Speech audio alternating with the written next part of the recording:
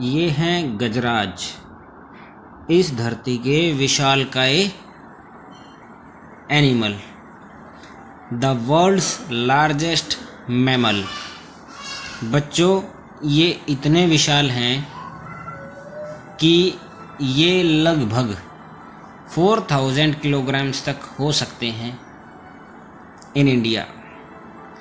इनकी सब कैटेगरी हैं अफ्रीकन एंड एशियन। एक छोटा बच्चा, a baby elephant may be have of 100 kg. There are many interesting facts that are associated with this huge mammal. Elephant is one of the most serious animal in the world. Serious in a way that they are very emotional.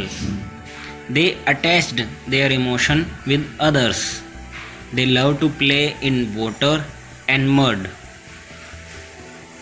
They love to play and live the life with together. They are very strong. Even they are used in circus.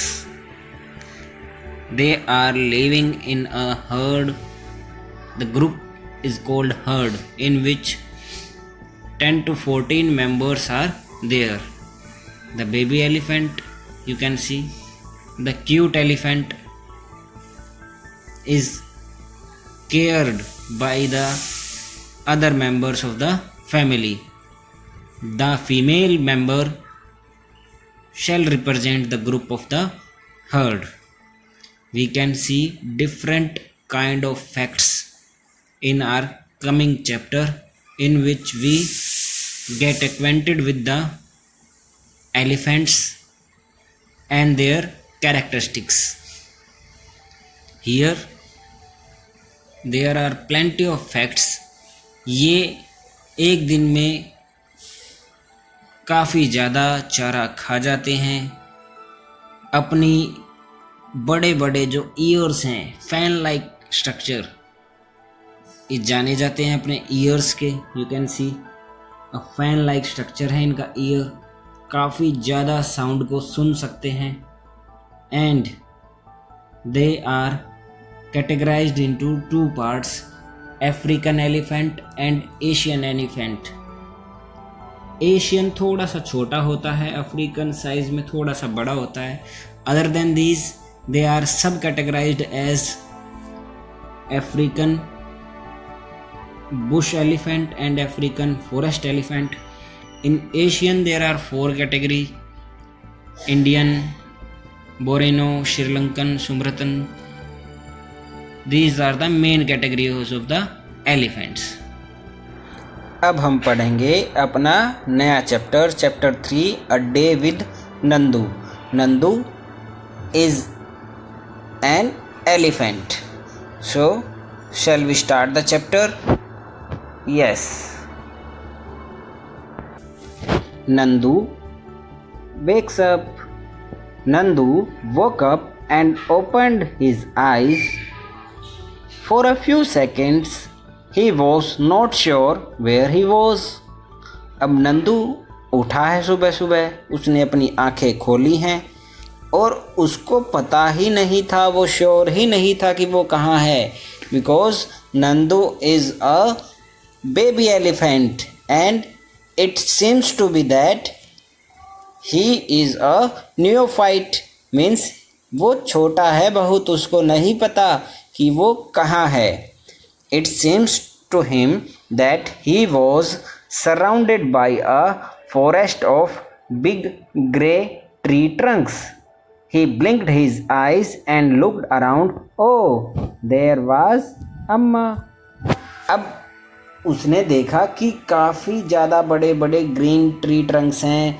उसने अपनी आँखें खोली बंद की, खोली बंद की, और उसको पता लगा, अरे यहाँ तो अम्मा है और हम फॉरेस्ट में हैं। इट मीन्स नंदू की आँखें खुली तो वो फॉरेस्ट के बीच में था और उसके चारों तरफ बड़ी बड़ी घास थी। the grey forest that they had imagined he was in. जो कि एक हाथी सोचता है कि वो एक दिन जाएगा बड़े बड़े जंगल में, वहाँ पर हरी हरी घास होगी, जैसे उसने सोचा था ग्रे फॉरेस्ट हरे भरे जंगल में वो था, was actually the legs and trunks of his family members. अब उसको तो नंदू तो काफ़ी छोटा था, उसको तो सिर्फ और सिर्फ अपनी फैमिली मेंबर्स की टांगे और ट्रंक दिखाई दे रही थी, सूंड और टांगे दिखाई दे रही थी. It means it was very small, so he can not able to see the full view of jungle. He is only able to see the tree trunks and legs of his family members. The sun was overhead and it was getting hot.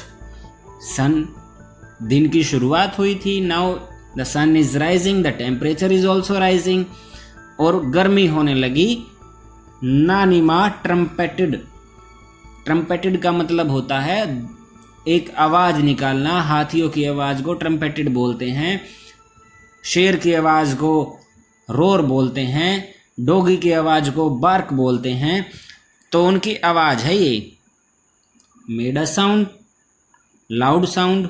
नानीमा is the oldest in this herd of elephant. You can see children, herd of elephants. Herd means group. I told you in the pictures that जो group होता है हाथियों का उसको heard बोला जाता है, और उस हर्ड का जो मुखिया होता है, जो हेड होता है, वो फीमेल होती है जो कि उस ग्रुप में सबसे ओल्डेस्ट हो.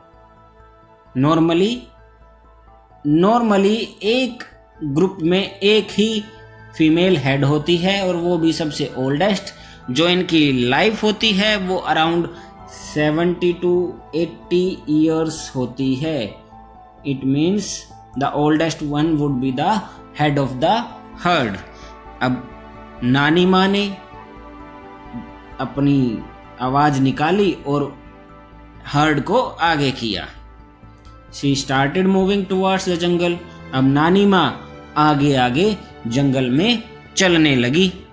तो सिंपल बात है कि बाकी मेंबर्स भी चलेंगे. The other female elephants saw her and started follow her. Nandu also went with them. So Nandu को भी उनके साथ चलना पड़ा. तो have you seen the first some moments of Nandu? Yes.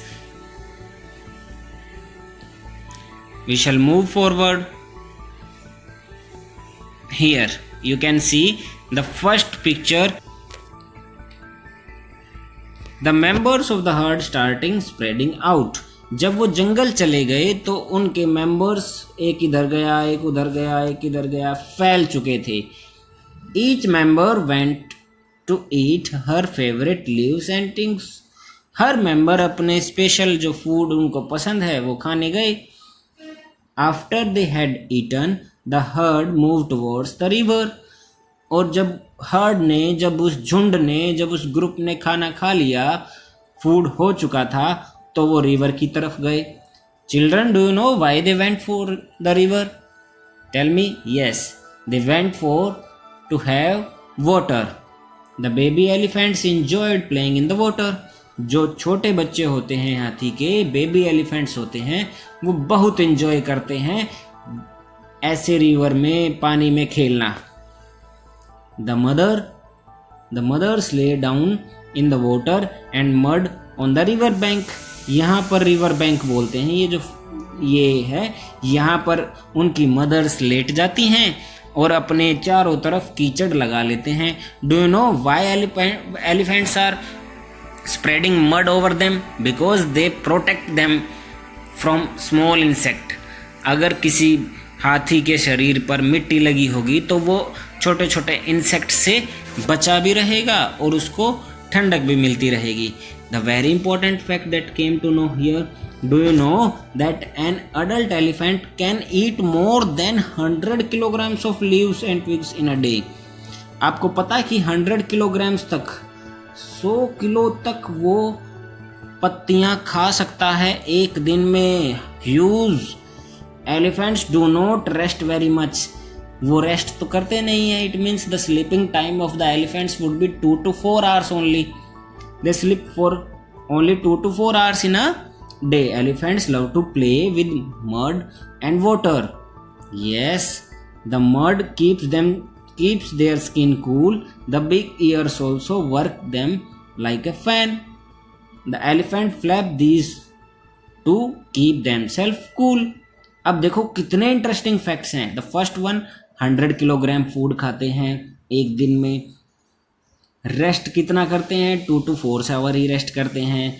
Love to play in mud and water, और क्या है, उनकी जो मड है उनकी स्किन को कूल रखती है। और क्या है, उनके फैंस जो हैं, ईयर्स जो हैं वो फैन की तरह काम करते हैं और उनको पसंद है उनको फ्लैप